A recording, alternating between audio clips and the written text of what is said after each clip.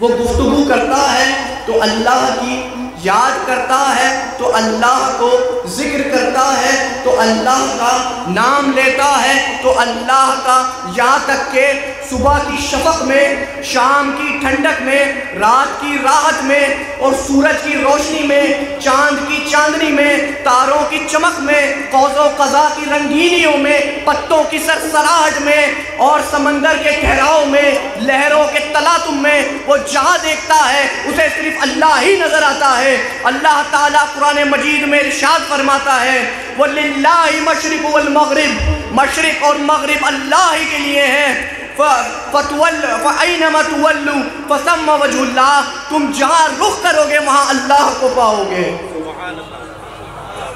سمایا ہے تو جب سے نظروں میں میری، جدھر دیکھتا ہوں ادھر تو ہی تو ہے، جدھر دیکھتا ہوں ادھر تو ہی تو ہے۔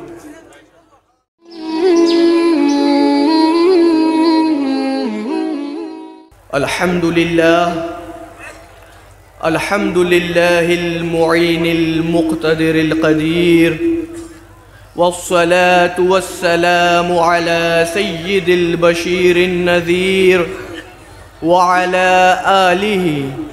وصحبه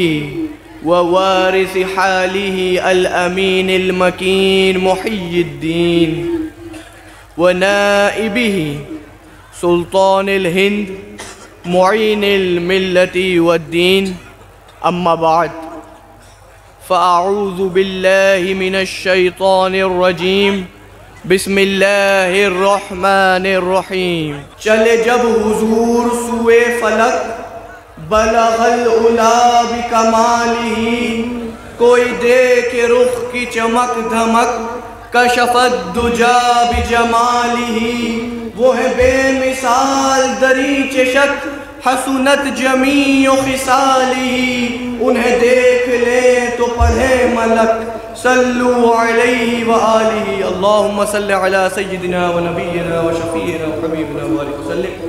جب ایک چنبک کے سامنے دوسری چنبک میگنیٹ رکھی جاتی ہے تو وہ تیزی سے اس کو کھینچتی ہے، یہی حال اللہ تعالیٰ و اللہ والوں کے دلوں کا ہے۔ جب دو اللہ والے ایک دوسرے سے مخاطب ہوتے ہیں یا ایک دوسرے کو مدعو کرتے ہیں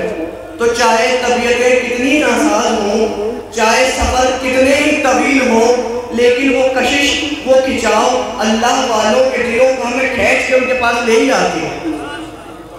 یہی معاملہ یہاں ہوا، جب دعوت نامہ مجھ تک پہنچا تو اللہ نے ہمارے دلوں کو ایک دوسرے کے لیے کھول دیا اور آپ لوگوں کی محبت مجھے کھینچ کے یہاں پر لے آئی، الحمدللہ۔ آج میری تقریر کا موضوع تصوف اور طریقت کی حقیقت ہے کہ تصوف اور طریقت کی اصل کیا ہے، کیونکہ آج کے اس پرفتن دور کے اندر لوگوں نے طریقت والوں کو، صوفیوں کو، صوفیوں سے محبت رکھنے والوں کو، آپ جیسے اور ہم تمام لوگوں کو یہ بدنام کر رکھا ہے کہ جو طریقت سے تعلق رکھتے ہیں وہ شریعت کو پر عمل کرنے کو ہلکا گردانتے ہیں۔ شریعت یعنی قرآن و حدیث، اللہ اور اس کے رسول کے احکامات۔ یہ الزام ہم پہ لگایا جاتا ہے کہ ہم طریقت والے یا طریقت والوں سے محبت کرنے والے، اللہ والوں سے محبت کرنے والے، اللہ اور اس کے رسول کے احکام پر عمل کرنے کو ہلکا سمجھتے ہیں۔ اور دوسرا اعتراض یہ کیا جاتا ہے کہ اللہ والے، طریقت والے، صوفیوں سے محبت رکھنے والے، صوفیہ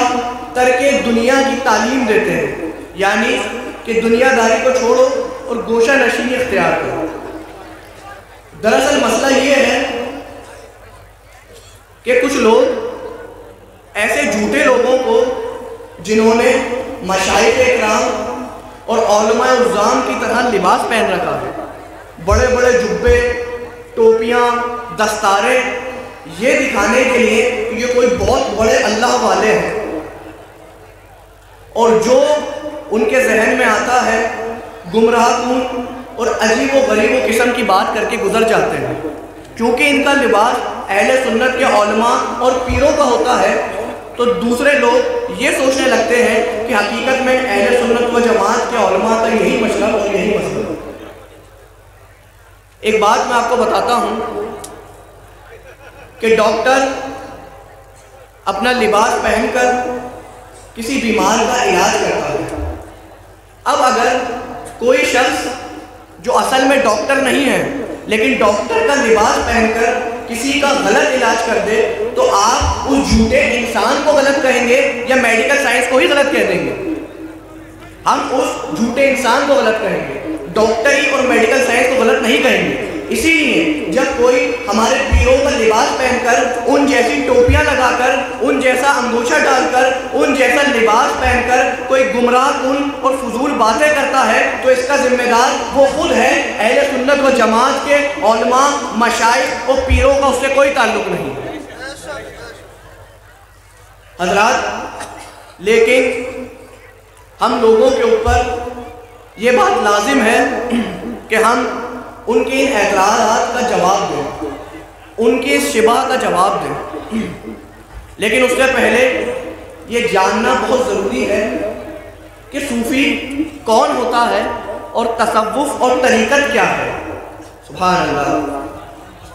حضرات، داتا گنج بخش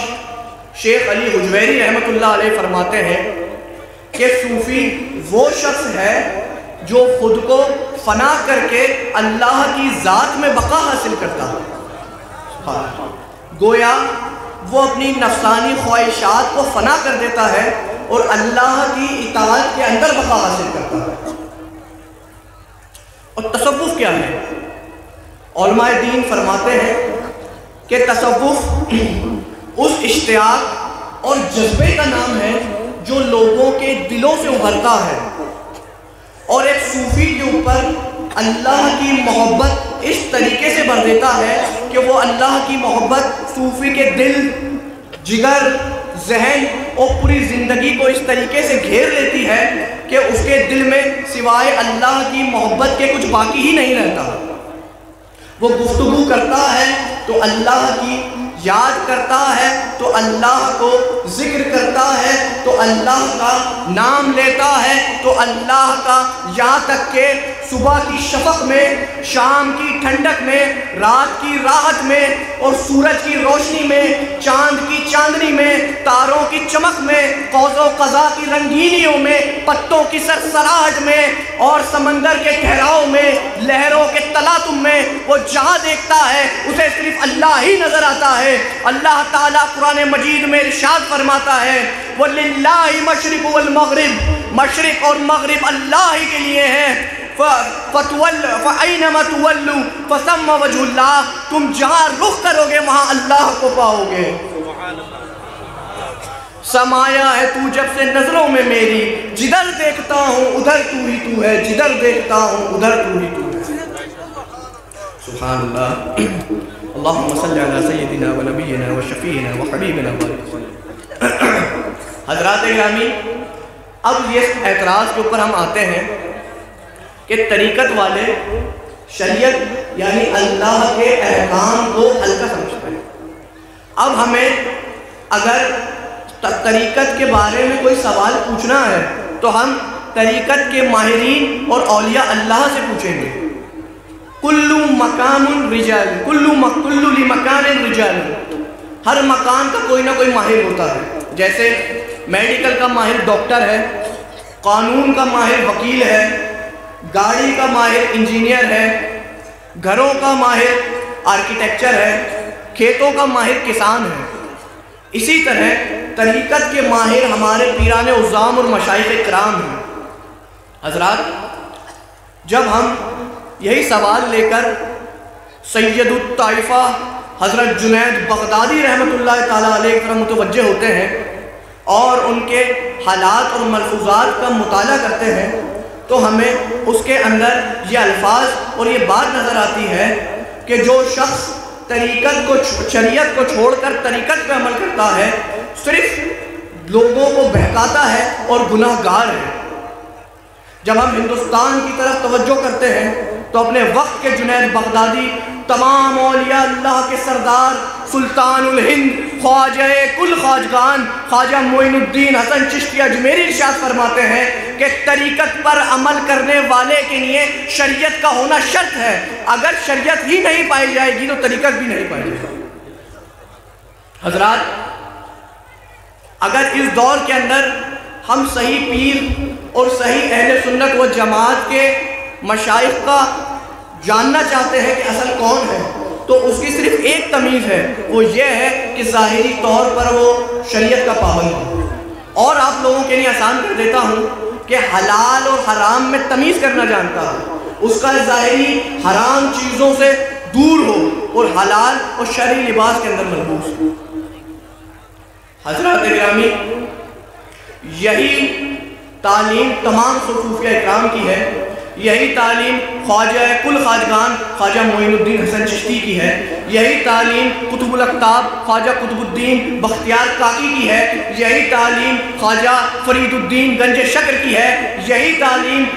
سلطان المشائخ محبوب الہی نظام الدین اولیاء کی ہے، یہی تعلیم نصیر الدین چراغ دہلوی کی ہے، یہی تعلیم صابر پاک کلیری کی ہے، یہی تعلیم مجدد الفسانی امام ربانی رحمت اللہ علیہ تعالیٰ علیہ کی ہے، اور یہی تعلیم تمام سلسلوں کی ہے، یہی تعلیم چشتیہ سلسلے کی ہے، یہی تعلیم نقشبندیہ سلسلے کی ہے، یہی تعلیم قادریہ سلسلے کی ہے، یہی تعلیم سہروردیہ سلسلے کی ہے۔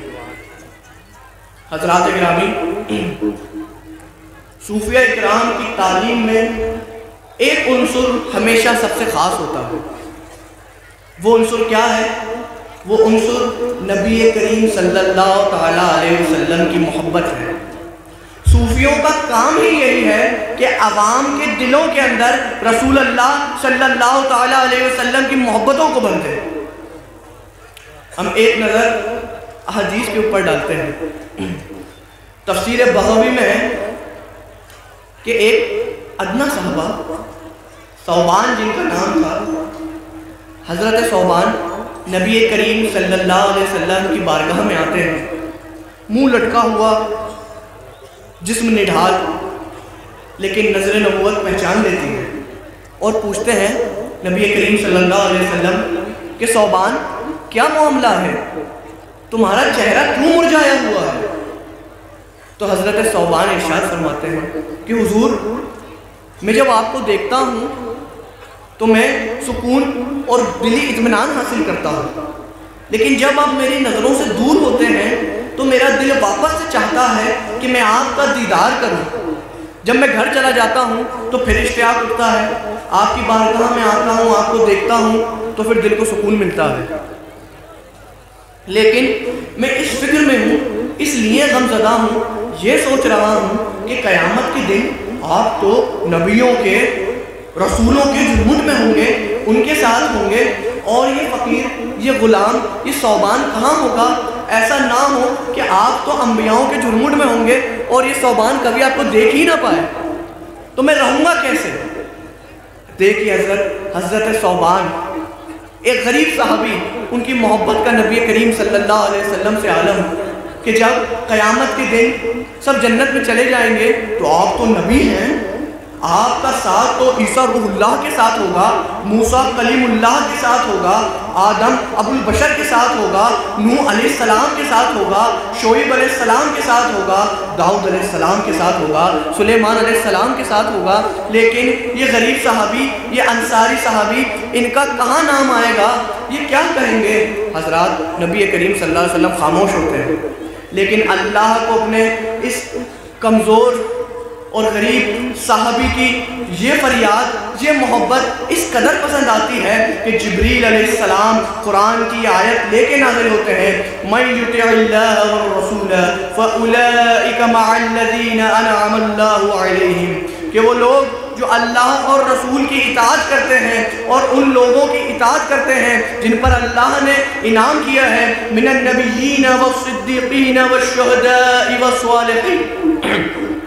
والصالحین، تو جو لوگ ان کی اطاعت، جن پر اللہ نے انعام کیا ہے، اللہ اور رسول کی اطاعت کرتے ہیں، تو ان کا حشر بھی جو ہے اللہ کے رسول کے ساتھ، وہ تا قیامت کے دن بھی اللہ کے رسول کے ساتھ ہوں گے۔ حضرات، ایک اور حدیث ہے، ایک صحابی نبی کریم صلی اللہ علیہ وسلم کی بارگاہ میں آتے ہیں اور عرض کرتے ہیں یا رسول اللہ متی الساعہ، یعنی کہ پیارے رسول اللہ، اللہ کے نبی صلی اللہ علیہ وسلم قیامت کب آئے گی؟ قیامت کب آئے گی؟ اب دیکھیں نبی کریم صلی اللہ علیہ وسلم ان سے کیا سوال کرتے ہیں کہ قیامت تو جب آئے گی تب آئے گی، یہ بتاؤ کہ تم نے قیامت کے لیے تیاری کیا کی ہے؟ آخر تم نے کیا تیاری کی ہے؟ کتنی نمازیں پڑھی ہیں، کتنے روزے رکھے ہیں، کتنی اللہ کی عبادتیں کی ہیں؟ تو صحابی یہ کہتے ہیں کہ یا رسول اللہ صلی اللہ علیہ وسلم، نہ میں نے کثرت سے نمازیں پڑھی ہیں، نہ روزے رکھے ہیں، نہ میں نے کوئی خاص بڑی بڑی عبادتیں کی ہیں، ہاں لیکن ایک عمل ہے جو میں کرتا ہوں، میں اللہ اور اس کے رسول سے محبت کرتا ہوں۔ تو جب یہ جواب نبی کریم صلی اللہ علیہ وسلم نے سنا تو ارشاد فرمایا المرء مع من احبو، کہ قیامت کے دن جو چاہے اس کے اعمال جو بھی ہو، اس نے جو بھی کیا ہو، اگر قیامت کے دن وہ شخص جس سے محبت کرے گا اس کا حشر اسی کے ساتھ ہوگا۔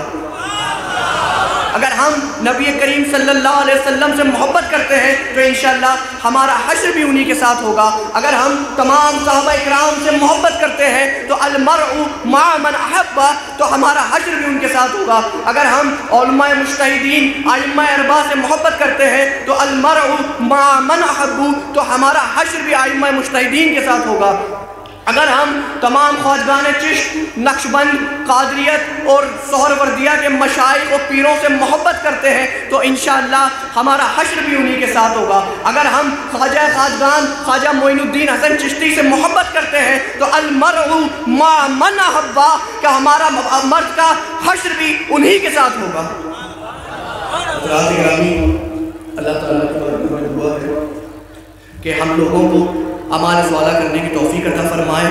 اور ہمارے دلوں کو رسول اللہ، صحابہ اکرام، اہل بیت کرام، تمام اولیاء، صوفیاء، اتقیاء کی محبت عطا فرمائے اور اس قدر محبت عطا فرمائے کہ ہمارا حشر بھی انہی کے ساتھ ہو۔ آمین یا رب العالمین۔ وآخر دعوانا الحمدللہ رب العالمین۔ السلام علیکم ورحمۃ اللہ وبرکاتہ۔